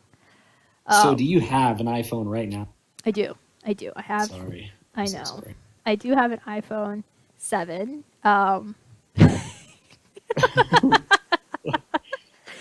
This is what he Okay. does because he says he's busy all the time. I want to be clear before I lose too much of my nerd. I am very proficient in. I like. I can't get Photoshop. I mean, I could with Wine or something, but I just don't want to go through all the configuration anymore. Yeah. But I will say that ever since getting an iPhone, I don't see how okay, so my niece is in the room and she wants us to turn on the camera because she likes to talk too. But I'm on the radio, so I'm not voice chatting with just one person. Well, I am talking to this kid, but all these people are listening. Do you want to say something to them? You want to know my friends? Well, we can't have sleepovers with them because they're boys. And boys don't sleep over girls' house until we're married. That's where Oh. it comes to keeping it back, keeping it closer to the G. Oh, you mean just for fun? Okay, well, everyone in the chat room, if you will just type in hello, my niece would like to wave to the screen and pretend she's waving for you. And if you could keep it clean, Rondon, she's like 5. So, see, look, he said hello. He's waving to you. You see, Uniwis says hello. My friend JR says hello. Hello, Uniwis. Hello, Oh, Swab. look, let me. Hello, Minnow. Hello, Sim Girl. Hello, Kodoot. Can you hear him? He's saying hello. See, look, all these people saying hello in chat. They're saying hi to you. They can hear you right now. Why don't you say hello? How can you talk like that everywhere? All right. I'll come play with you later. I want to talk with you too. You want to talk with us too? Okay. Yeah, so say hi, Jade. Hi, Shane. Yeah, let me turn the speakers on so you can hear him too. Hi, Shane. How was work? Work was exhausting, as always. It's going to be this whole week. This is going to stink. Who is exhausting too? Hello. Who are you? Tell him I am Jade. I am Jade. Well, hi, I'm Shane. Say hi, Shane. Hi, Jane. Hi. You just came back from work. Tell him. School is boring. School is boring? Yeah? I know it can be boring, but it's a necessary thing to do at times. And it only gets worse, Jade, because you can never stop going until you're really old. But in the afternoon, I go to aftercare. Yeah, and that's always awesome. Yeah. We love aftercare. I agree with you. So Jade, we were just talking to Kodak's, who's my friend, who's a developer, and he was telling us how he just joined and he wants to become a DJ like me and you right now. He wants to have his own show. So we were talking about what's it like to be a DJ. Do you have any advice for him? Me? No, you can say that. Say it out loud so he can hear You you. got advice too. She Yeah. said you just do music and stuff, and that's how you become a successful DJ. Yeah, those are wise words. That's probably pretty good, especially considering that I have talent conversation. So I come in and it looks like we're in the middle of a Windows/Linux argument. Is that right? Yes, I said something controversial. What did you say? I just said nothing works on Linux. That's not necessarily true. No, I But- know. I'm very proficient. but- But Windows is a necessary evil at times It due to is. some programs. Like SolidWorks.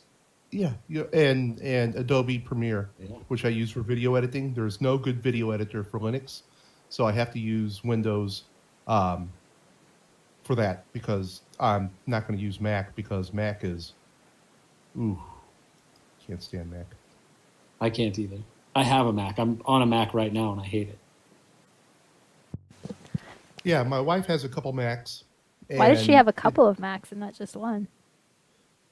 Well, one of them used to be mine, and Oh. one of them was hers, and I gave her my Mac because I was done with it. What did you have a Mac for? It was a gift given to me when I went back to school to be a PTA. Oh. That's a very nice gift. Yeah, it was real nice. So I used it. I realized I did not like it. And so, That's what's going on with me right now, except that I paid $1,000. I'm just going to use it. Which I think Ah. that's cheap, isn't it, for a Mac laptop? yeah, have for a them. Mac laptop, 1,000 is cheap. Absolutely. Yeah, I don't know. I just bought it at Best Buy it was like a year ago. I've gotten some use out of it. Yeah, at the end of the day, if it does what you want it to do, then it's a good purchase. You know, it's based on Unix. It has Bash on it. It does what I need it to do. So in the end, it's okay. There are some things that, I miss about Fedora, but it is what it is. Yeah, but you can always dual boot if you want, can't you? My desktop does dual boot. It dual boots Windows so I have access. It helps for testing. Yeah, so there you go. So tell all the fanboys that say it has to be one or the other. Tell them to take a leap. Yeah. You hear Well- that, people out there? Menno, take a leap, Menno. Well, my niece is listening, so let's keep it G rated with the name I'm calling. being careful to make sure that it's G. Appreciate it. See, because he wants to. What do you want to say? You're doing a good job. Okay. She says you're doing a good job. Oh, thank you. So what have we learned tonight? I have not been able to listen at all. We did have a question for you earlier that I was hoping you could expand on. Kodax had asked, do the price feeds come from witnesses? So I was explaining earlier how to calculate or where the calculations of estimated account value comes from. And he asked an interesting question. Do the price feeds come from witnesses? Like Yes. the exchange rates, right? Yes, on the internal market, we do run a price feed that determines what the payout should be whenever you get paid out in your post. So That's yeah, the interesting. witnesses do run that. And so is that a requirement of being a witness? I mean, it must be. Yeah, it's definitely well. It's not a requirement, but it is a requirement if that makes sense. Sure. If you don't do it, you might get voted out. Exactly. Yeah. So yeah, it's pretty much a requirement, and we get this feed from several different exchanges. So it from I've seen my feed that I have running right now. Actually, I'll take a screenshot of it. How often do you guys update those feeds? Out of curiosity. It varies. You can set it to update wherever you want. I have mine set to update every hour. Okay, Oh, so it is my. fairly accurate. Yeah. Oh, it's taken a little bit of a dive today, hasn't it? A little bit. Yeah, it was 650 the example that I was running at, and today it's at 4 and change. So for example, here is my feed coming in right now. I'm going to post a picture of it. Cool. I thought that was your picture. It is. That's my feed. I just is that It's Gallagher? cold outside. I think it is. So there's my feed right there, and this one just popped up a few minutes ago. Okay. Obviously, I need to set my server time, don't I? But you can see, and this is taken from all the Hold on, you're exchanges. talking about money. I've seen that the current Steam price and the current SBD price is can vary from what you may see on a certain exchange. Sure. But- Do you guys just take an average then of feed? Yeah, it tends to be an average. Correct. Oh, I didn't put the camera because it interferes Very with my radio. interesting. I always wondered where that exchange price came from, No. and if there was a possibility of like exchange price manipulation. But coming from 30 different sources or 21 different sources would be pretty tough to do. Yeah, I think it's about 4 or 5 sources that it comes from. It's probably not as widespread as might be best, but that leaves off some of the tiny ones that may fluctuate like crazy. Of course, yeah. If somebody has a big buy order, Excel or fat fingers something. Yep.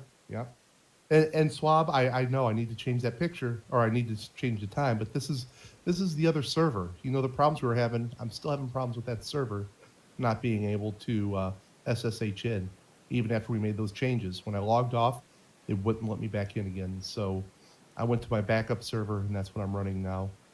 And I just never did update the time on that one.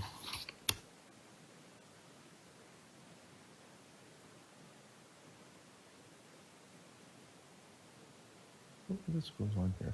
So, okay, I had another question for you guys. Sure thing. An interesting one. So, being the decentralized platform, witnesses obviously must take it upon themselves to get together and negotiate or figure out what they think people want. I'll give an example of the argument as of late, which is the SBD price, the pay. That's the big one right now. Right, that's the big one. So, is there a place where somebody could go and be able to see all the witnesses' opinion No. on the issue? No, Should there there's be? not. There definitely should be, and I'll be honest with you, there is a location where only some witnesses are in there. So even some of us witnesses that have been running for 5 or 6 months, we don't have access to this this forum where a lot of these conversations are going on. So even though it's decentralized, and even though all the witnesses end up making the decisions, the top 20 are the ones that actually end up making the major decision, since their opinion is the one that matters most with their settings due to how many blocks they see. But yeah, there's a lot of us that are shut out from the conversation, and we're just sort of sitting here waiting to see what happens. And we're more reactionary than we are proactive. Understandable, yeah. Get that. I always wondered how that worked. I wonder how hard it would be to develop something. Given my development experience, I'm pretty sure that I could do it. The question is, it's not always if you build it, they will come. So how do you get people to do it? I'm sorry, ask that question again? Oh, I was just saying that the method is, if you built something like that, it's not always, if you build it, they will come. That doesn't always apply. So if you built such a place for witnesses to congregate, how do you get witnesses to populate a platform like that? That's a good question. I know the platform where they call it the secret Slack. It's mostly a place where the top witnesses and then the developers from Steemit Inc. converse back and forth. So my assumption is there, because the developers of Steemit are the ones that have this platform, they have a little bit more pull than, say, you or I or anyone else in the audience would have. For sure. That makes sense. So there you go. Consider doing it yourself. Become a witness. Then you can have a fun project like MinnowUniversity and hooker someone into running the show while you're running late every week. And boom! All the votes will come rolling in. Yeah, we're just rolling in it. It's just, Yeah, so many we given out to others for free. You want a witness vote? Here's a witness vote. Yeah. Speaking of, I better delegate some Steam. If I can ever get off Discord. Well, you have to learn the beautiful task of multitasking. So you got to delegate while you're on air, while speaking, and while creating a post, all at the same time. Ready? Go. Sure. I mean, I'm okay at multitasking, but not quite. It doesn't quite go that far Oh, I thought everyone did that. for me. I tell you what, the best tool that I found is, and I'm not sure if it's available on Mac, but there is a wallet for Steam called Vessel. Uh-huh. And I've heard of it by is oh, it it's Justa or Good fantastic. Karma? Jesta. Yeah, that's right. And it's a fantastic tool. You can delegate in there. You can do anything you want to do with your wallet or your vote with this tool, and it's one of the better tools I've seen come out. You can vote for your witnesses with it. You can delegate and stop your delegation with it. It's real simple, where you just put in, I want to delegate this much to this account, put in your password, and it happens. No having to mess around with, these long URLs. It's just real idiot proof. It's nice. It's a real good tool. Sure. I'm trying to remember if Vessel is out for Mac. I don't spend all my time on my laptop. I'm normally laptop, which is dual boots Windows and Linux. So normally I don't have these problems, but All right, and I'm in the middle of actually doing a build right now. I had a bunch of my parts come in today, so I'll be making a dual boot Windows, and I'll probably just use what am I on? Ubuntu. Ubuntu, yeah. Yeah. Yeah, Canonical is all right. They kind of have taken a dive a little, but they're a pretty good company. Yeah, I use the Ubuntu side for, well, we're talking right now. I use it for stuff like this, but I have to have Windows on there to edit video. That's Yep. Bottom line, I need that Windows power for that. Hey, Acid Joe, how are you? Look at Yeah, that celebrity in the air. Acid Yeah. Yo, that's my dude right there. Yeah, Yeah. he runs the OCD curation project, which is Well, that's getting him. pretty big. Yeah. I didn't know that. And I haven't seen it in a while, but at one point he was doing a live curation show, which was pretty interesting to watch. You are a celebrity. If at least 3 people in the room know who you This Yeah, is true. Kitty Girl just put up a picture of Vessel. looks like it's Like I running said. on a Mac in that picture. It might be. Yeah, it sure does, doesn't it? Let me bring Uh-oh. it up in mine and see what it's looking like. You've been outed. Look like we have another Mac user in the house. Oh, that's just as post about it. See, yes, Joe, we were talking about DLive, and one of the questions people have is, what is the value of DLive, since once the stream is finished, there is no content that lives on for a week. So how does that work as far as the platform goes? Does that sound correct, Kubi? One more time? If I understand DLive correctly, that you use it to stream, sort of like Twitch, but at the end, when you shut off your stream from DLive, that it doesn't save the content. So there's no post to content. There's no post to upvote for the 7-day payout. So I'm interested to see how DLive actually works as far as the payouts go. Apparently, you are correct. Apparently, after a certain period of time, it just disappears. So even though you were live for that point in time, I think that's the difference between DLive and DSound. DSound actually saves it, so it will live long afterwards. But DLive dies out, and so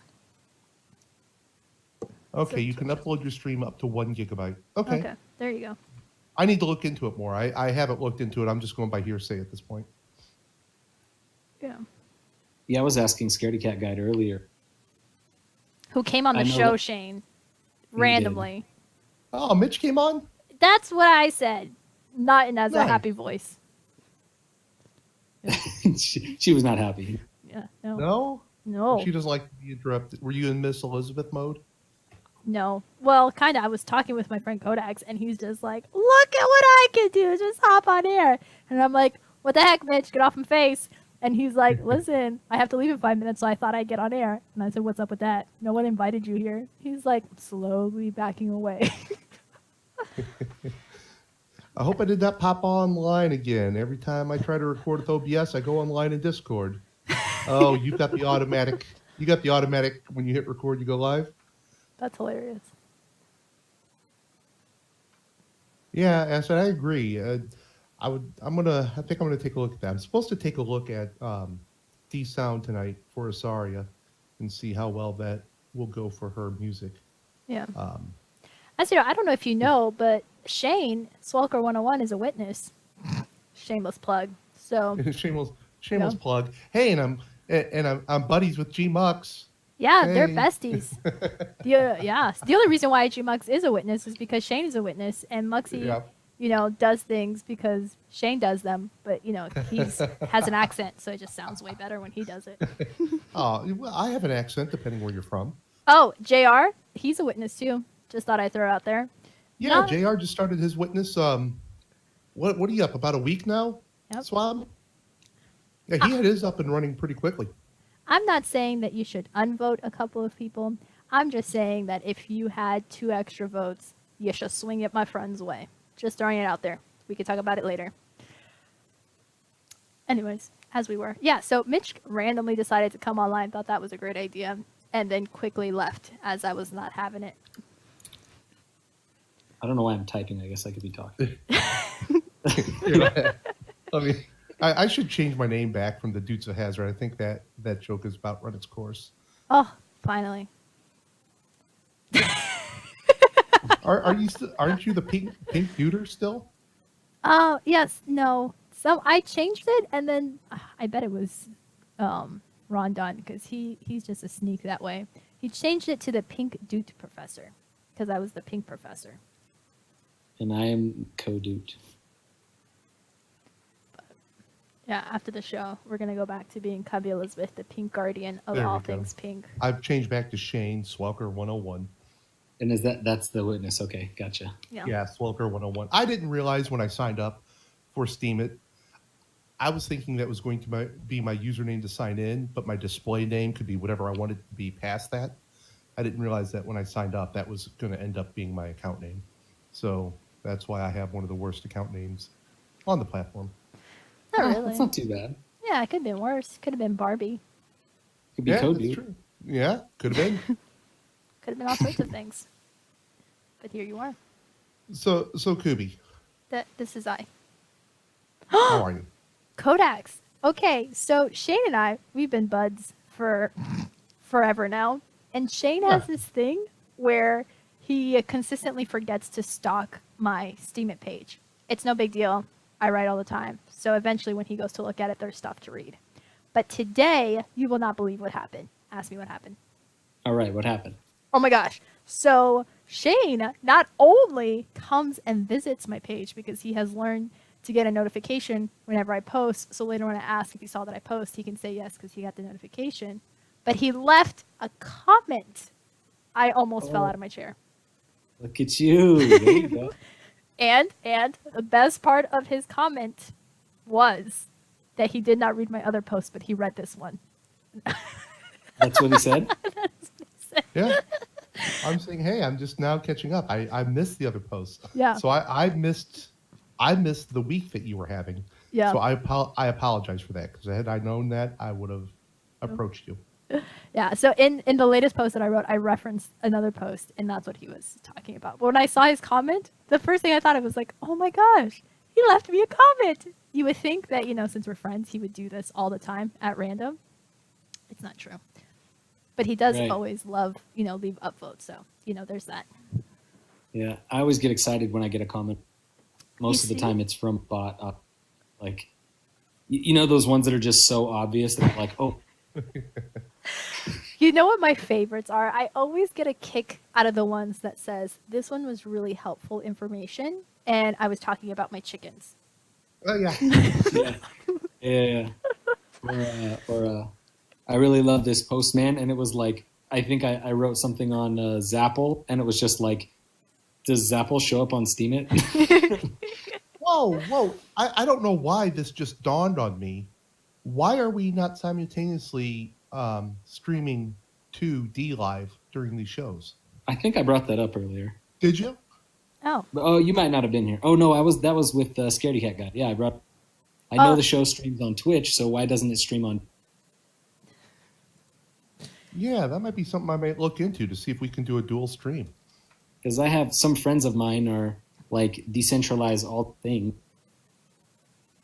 and so Yeah. they asked me, well, why isn't the show streamed on D Live? And I said, no, I suppose I can ask. Rondon says it's something we're looking into. So it's something that they're saying. SimGirl says we need a different key, so I don't know if we can stream on 2 profiles.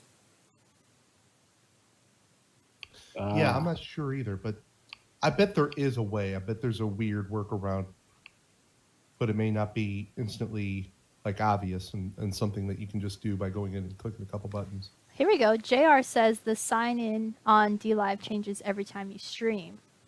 So Oh. there's that too. Ooh. Your co-host could maybe stream. maybe a few things to work. There you go. One person streams to Twitch, the other person streams to D Live. That would be cool. There you go. It only what- makes sense to support. Oh no, go ahead.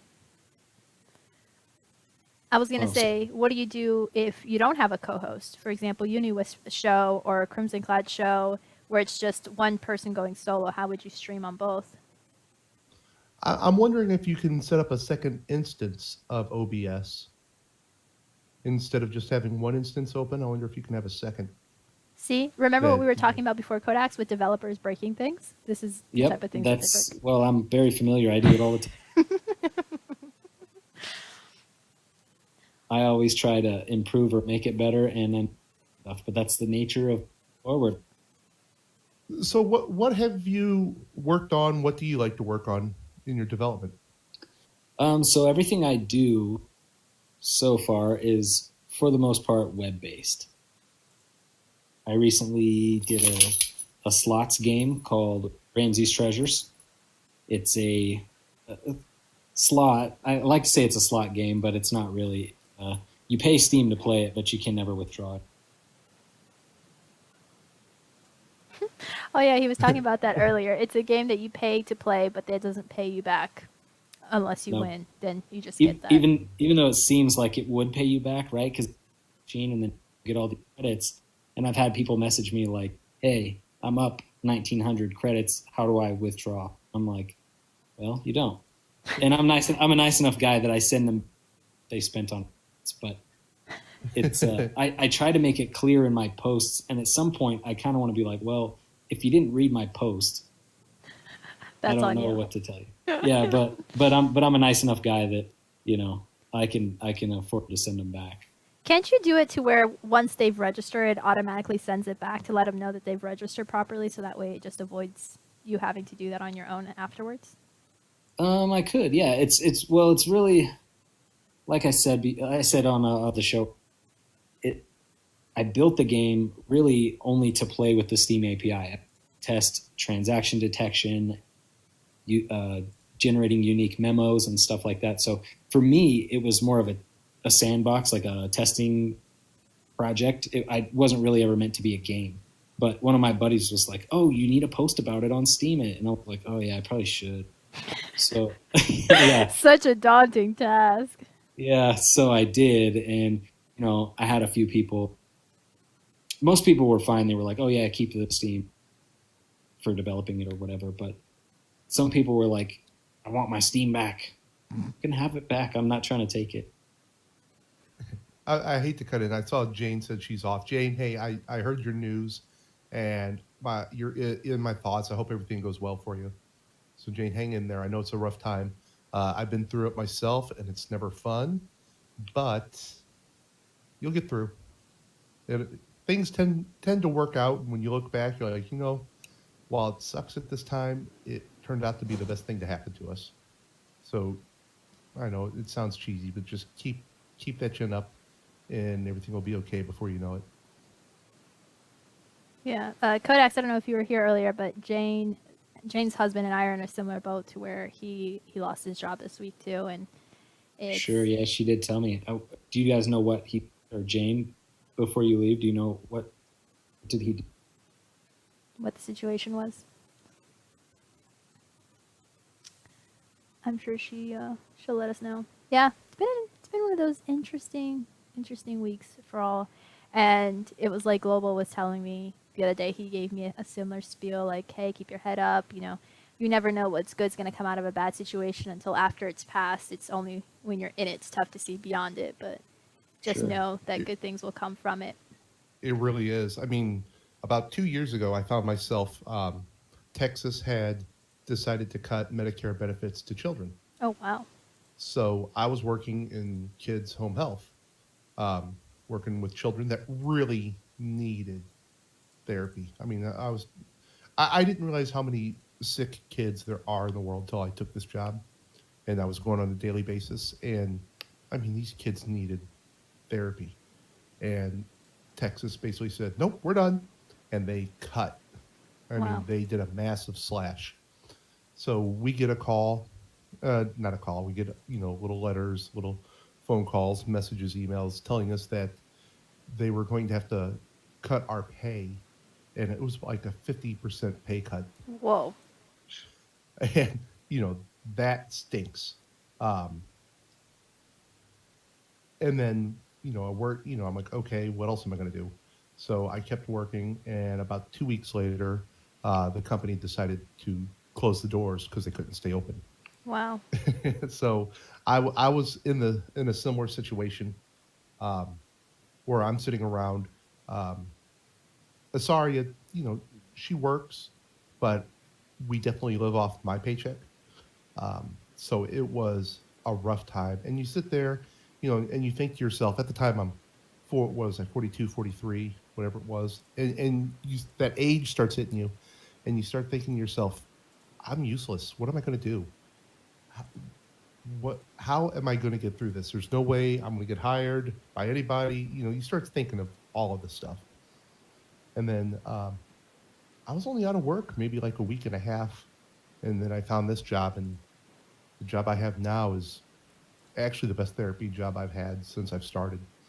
So, yeah, at the time, it sucked because I didn't know if we're going to be able to pay our rent, if we're going to do this or another thing. And now, I'm about as happy as I can be with it.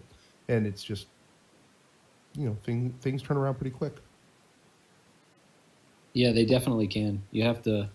I mean, it's never a fun situation to find yourself. Um, if you can bear it long enough, and power through it, those kind of things then make other problems in life seem small. Minimal. That's for sure. I think it's tough too because it's one thing to choose to leave, knowing that you have something else lined up or you're just ready to move on. It's another thing to just be let go. And this is the first time, at least for me, that they had undone my position, and I was Right. just like, oh my gosh, what am I gonna do? I mean, before I was a month in between because I quit early because I knew I was going to get the other one, and the other one gave me the full 2 weeks before I started. But at the same time, I knew it was coming, and it was just a different mindset. So I knew I could relax. I knew I could do different things because I had that other job coming. This one, I've already been 2 weeks looking, and nothing has come as of yet. And so it's a different nerve-wracking feeling like, whoa, what if I don't get something else? What will I do in the meantime? So, Cubby, can I ask you, was this like an actual firing, or was this they dissolved your position sort of thing? It's a little bit of both, as I was explaining to Kodaks a little bit earlier. When Yeah. I took the position, they had made it a management position for it, and then the company that owns us was looking at budget cuts, and they were looking at which position was the least profitable, and mine being the newest one at the time was. So they decided that if I wanted to keep the position, it had to be more of a sales position in itself, or else they were going to dissolve that position.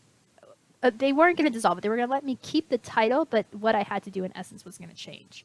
And so our conversation in private with my manager is ideally they're going to dissolve it and it's just going to become a sales position in the long term. But on paper, it's going to sound like I was fired for underperforming. So Now, were you offered a severance package at all? Did they? yeah, Did they give they you? bought Good. me out. Good. Yeah, Good. yeah. So I mean, I know it still stinks, but yeah. yeah, at least you got that.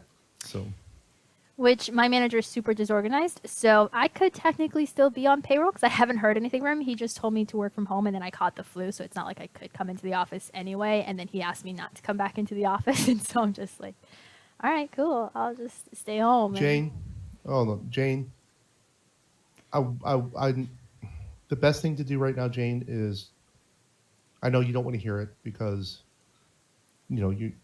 you're emotional, you're revved up, and you have every right to be revved up, and you don't want to hear this. But the best thing to do is to take a break, go do some breathing, and really think on this, because what you're talking about in chat right now is serious, and um,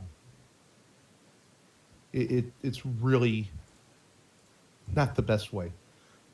So please, Jane, just sit back, take a breath, and try to look at the bright side. I know that's easier said than done, and it's like it's easy for me to say that since I'm sitting here and not in the position you are. But I really don't know what to say besides just sit back, breathe, and think this through, because you will find a way through this.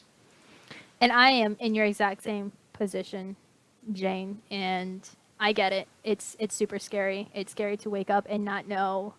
I mean, the bills are still going to come. There's no way around it. I can't pretend like I'm not going to have bills to pay, and savings will only take you so long, and then what? But you can't always control what happens to you. You can't always control how you feel about them. The only thing you have complete and utter control of is how you think, how you act, and how you react to them. So yes, it sucks a lot right now. It really does. And no one will understand how you feel, the frustration you feel, the anger you feel, except for you, because you're in it and you have to wake up to this reality every day.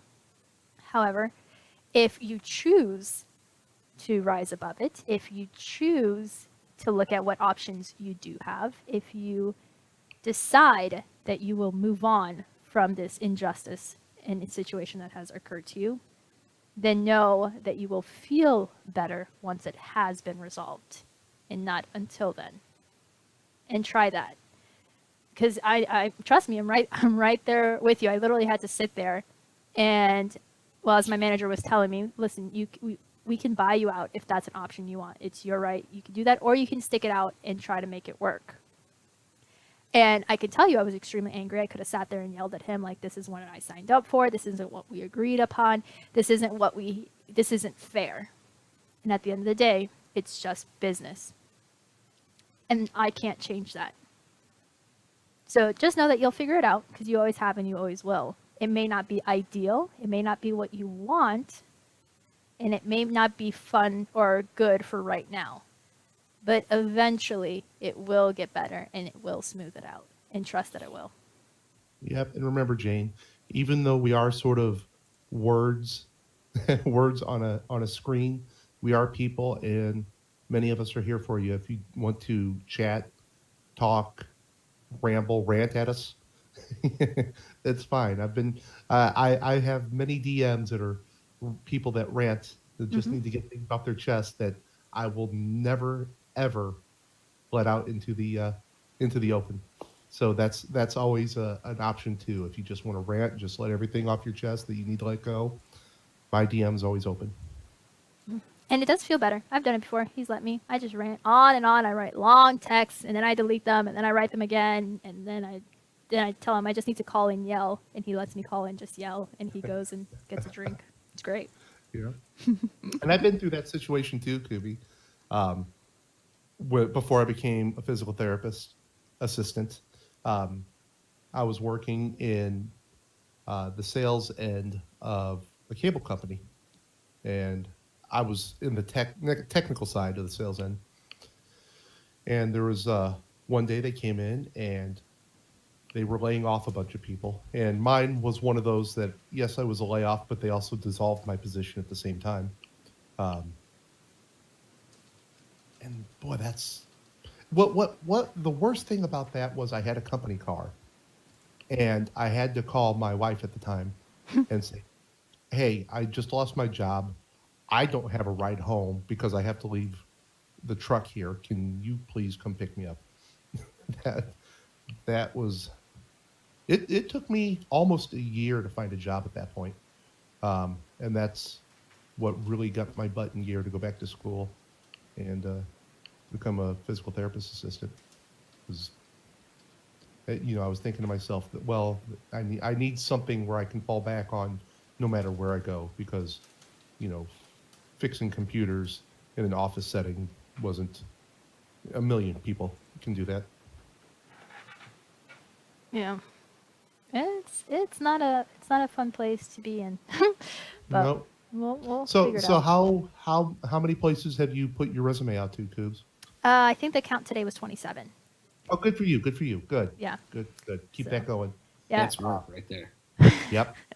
Yep. Something will happen soon. That's how you know you're serious. Yes. Yeah. Exactly. And I don't want it to get to the point where, luckily, I don't know if you guys have heard of Dave Ramsey and his program, but Oh, sure. yeah. So that's something that after college I worked heavily on. I spent a year paying off all my student debt and my car debt, and have lived debt free ever since. So I'm in a slightly better situation than most, just because I could live a lot longer without a job. So I have the option to be a little bit picky with what I do, but I don't want to wait so long to where I lose that as a privilege, because time Right. is money. So we'll see. I was applying for it's tough because, like I was telling Kodaks, I've always worked in sales, and so my pay has always been elevated because of it. And it's hard to take my skill sets, remove the sales portion of it, and find a relatively similar pay structure. So now it's tricky. So I've applied for all the positions that I know I would be phenomenal at, but the pay isn't there. And then I've applied for positions that I don't 100% qualify for, but the pay is there, and see what comes out of it. Yeah, there's a lot of that. Some of those positions, if you're smart, you can fake it until you learn that position. This is true. That's what I'm going off of. We'll see what happens. I'll let you know. It's tough because it's been 2 weeks and I've only been on one interview from it. And I've been on two and I had one offer. But again, it was for a sales position. So she's like, hey, if you want it, it's yours. I know you're not looking for a sales job, but if you want it, it's all yours. And it's tough because I told her I wasn't looking for a sales position. So I'm like, oh, if I really need it, I need to go back. I need to now convince her how, oh, yeah, no, now I totally want to do sales. Hire me. Yeah, sometimes it's tough to pass a gift horse like that. Yeah. If there's an offer, and there's nothing wrong with continuing to look while you're working. Yeah. But sales may be a different beast. I've never been pure sales, so I don't know. But a lot of these, there's a lot of jobs out there where you can continue to look while you take something else.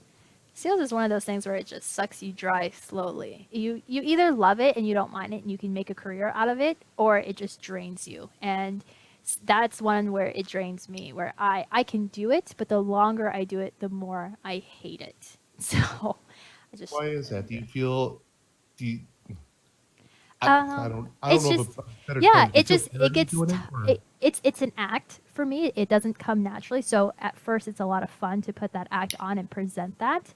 But after time, it's just like, oh, I don't want to have to do this again. I don't want to have the same conversation. I don't want to do the same type of thing. It'd be That's different. exactly how I feel. Yeah. It'd be different if I was explaining a product or a process and they were already bought in. They were just trying to understand what they were doing. That I can do until my eyes turn blue. Like, that's no problem for me. But to me, have to resell you on something, the conversation is super repetitive. It's super mundane. And a lot of people get a rush out of it. They love that challenge of engaging with someone, being quick speech, getting them to sign the paperwork, winning that business over. I don't think that's fun. To me, that's not exciting. To me, that's just, like, okay, whatever. I agree. It's a neat challenge at first when you're selling whatever, with cars, phones, or even bank loans. But whatever you're selling at first is a neat challenge. But after a while, it becomes like, look, I don't want to sell this person something they don't want. Yeah, it's the resistance of it definitely wears you down after a time, especially if you're not passionate about it. Like, for my first job, I was selling insurance, and I absolutely hated it because it's such. there's so much competition for it that really it overlaps with each other. The second sales that I was doing, it was logistics, and I loved the product that we sold. But again, it wasn't the job that I had signed up for, and it wasn't what I wanted to do. So could I have done it? Absolutely. I just didn't want to. And I knew even if I did meet those short-term goals in order to keep the job, it wouldn't have ended. And I was already upset with the position I was thinking of leaving. I was just like, let me hold out for a year, see if anything else within the organization opens up and I can put in for a transfer. I was actually looking for a position in Texas, ironically, Shane, that I wanted to be put in for. But it didn't end up working out as planned. Whew. Yeah. Well, I mean, I'm sorry, too. Yeah. And then I caught the flu, and then I was just really miserable. And I'll never forget that Monday. I woke up and I was doing the dishes, and my mom was leaving the house, and she's like, "What's wrong?" And I started crying. And I'm like, "I don't have a job anymore. Like, I feel so useless." So how did your parents react? well, my landlord is my parents, so they were pretty chilled. I mean, they don't really care. They're happy if I'm happy. They know that I'm not a bumming along. I never have been. So they, they trust me to find another job and get back in it. I think I don't know. It's hard to say. They're just parents, so they want me to do what's best for me, and no one knows that better than me. So they're like, if you need help, we can ask our friends. But my parents are immigrants. They came into this country about 30 years ago. So the type of jobs they do, my mother's a full-time housekeeper. She owns her own business with that, and my father is a maintenance supervisor. So if I wanted like work with them or for their businesses, they probably could get me a job. But the type I work is a little bit different than what they could find. So they just hate to see me sad. Nobody wants to see their kid crying. So they're heartbroken, and they wish they could fix it, but they couldn't. The nice thing is, though, they won't evict me. I tried to see if they would do that. They don't believe in that. So I was planning on buying a house in August, and this changes things a little bit. Technically, I still could, but that's something else to consider. If I don't have a steady income, having a mortgage would be interesting. So You guys see Menno post some pictures in here of making. yeah, that Yeah. looks so cool. What color That are you is gonna absolutely paint it? beautiful, Menno. I wonder what Menno charges for that. I wonder what sort of Shane price would be for something like that. I mean, I figure he probably, charges probably a couple grand for that. Got to. I wonder if I could get the Shane price down to like $12.99 or something like that. And if you could pay an SBD. Yeah, pay an SBD, $12.99 worth of SBD for Menno. Oh, Do that you would be awesome. make more than just guitars, Menno, or is that your passion? Is it? Menno, you live so close to me. You really need to, agree to meet up with me. I'll even let Scaredy Cat come along. And Lord knows he drives me crazy. That's so cool. It's orange. Oh, I that's love beautiful, Menno. That really is cool. Oh, look at that. Jeez. I would want one of those. I'd learn to play guitar if I had an orange guitar. That's awesome. I'm gonna say I don't know how to play guitar. That's what YouTube's Yes. for. Isaria does. Does she really? Yeah. That's impressive. I've just started to make knives, so that's like my next fork to. I was looking at that. There was one of my patients was a knife maker, and they were awesome. Yep, that's something that I'm getting into. But I always appreciate anytime that I see some, make something with their hands like this. Like that guitar is just absolutely. Did you know that Rondon is a, what do you call those people? A craftsman? Not a craftsman. Electrician, By profession. No, he builds stuff, wood stuff. a maker. A craftsman. Yeah, he's made tables, he's made chairs, he's made woodworker. That's what it is. Yeah. What? Yeah. I would. That's awesome. Yeah. Extremely that's talented. that's close to the G rated right there. Man, come on, Ron. Move down to Texas. I have some furniture I need you to build me. That's awesome. I wish I posted more on Steam, and I made a table bed under. I made a TV stand for my girlfriend. I'm always like, I'm that guy who. She's like, oh, I want a stand, and I said, oh, I could make that. Then I try. That's pretty legit. Yeah. Sometimes I spend more than I would have just buying it, but in the end, I have something that I made, so that's kind of cool.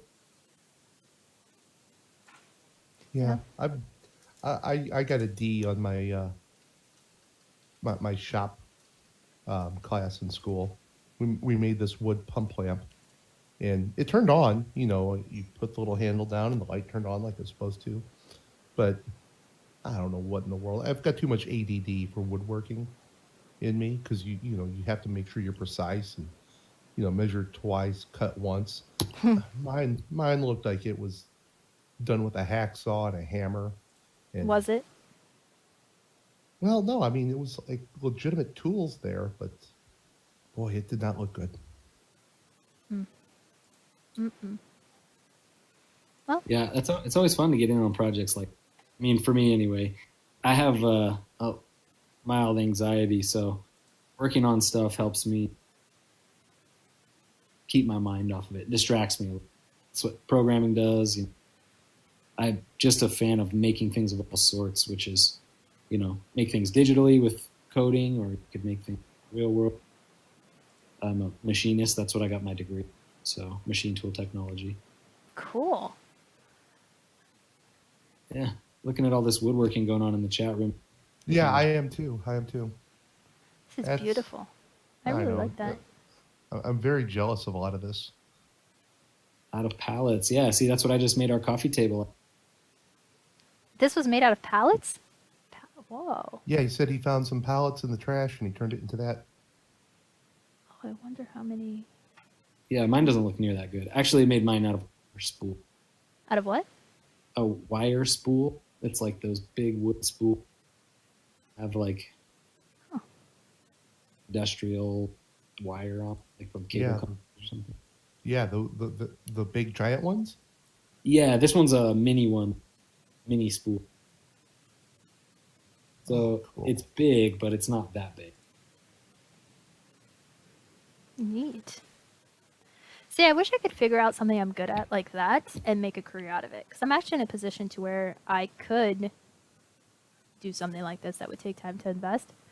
But I just don't. I'm not very handsy. I'm kind of like you, Shane. I don't have the patience to sit there and measure. Well, I could measure all day, but then arts and crafts just bore me after a while. And I'm like, all right, I'm done. Let's play something else. Yeah, but it doesn't always have to be making something. You could be consulting for something that you know a lot about, like maybe Oh, see, he just broke up. Yeah, you could be a consultant. Just Oh. tomorrow, you're a consultant. Make up. That's Some, how it works. Seriously, that's all it is. This is Yeah. You sort of announce yourself as a consultant, make So- up some business cards, and just go to these businesses. Say, "Hey, I'm consulting." seriously, and listen to how ridiculous. Okay, I was talking earlier on Scaredy Cat show. Wyoming, where I live, is passing some blockchain-friendly legislation, right? Mm-hmm. Well, the state senators and state rep don't know a thing about blockchains.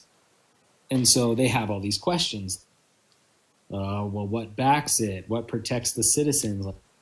Things. And I have been recently called in to give an expert testimony and answer questions, to be a consultant. So now I'm a blockchain consultant, which yesterday I wasn't. And today I am. And it's funny because I just have this weird feeling of, okay, there's this obscure topic that I've been studying for years just out of interest, and all of a sudden it's relevant. And while it's brand new to everybody else, all of a sudden I'm an expert. I'd never considered myself an expert at anything. Yeah, to be an expert, you just have to know more than the person you're talking to. And, pretty much. And that's it. This is true. Yep. So you could be a consultant on anything.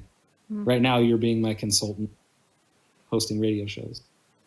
This is true. I'll send you the bill afterwards. Yep. Is it payable in SPD? Oh, absolutely. And ice cream if you're coming to Florida. Alrighty, folks. Thank you so much for listening to Minnow University. We took a change of direction today, talking about the account value witnesses and what does it mean to be a radio. This is a small sample of what it's like to chit chat, and on the other hand, what's it like to run the OBS system. It's a small detail in. Even if you have zero aptitude into how to run any of the programming system, just know we can make a DJ out of you. Just a little bit of effort and a lot of following through, and you, my friend, a DJ is made. The Minnow University project was started by my phenomenal co-host, Swelker101. Vote his witness. If you're already voting for 30, hit me up in DMs later. I can surely help you re-vote some of those lovely votes that you have out there. Thank you, Kodak, so much for helping me pass the time. Hopefully you had just a wonderful time as well, and I hope to see you at DJ very, very soon. Say goodbye, guys. Awesome. Thank you very much for having me. Night, guys. Thanks.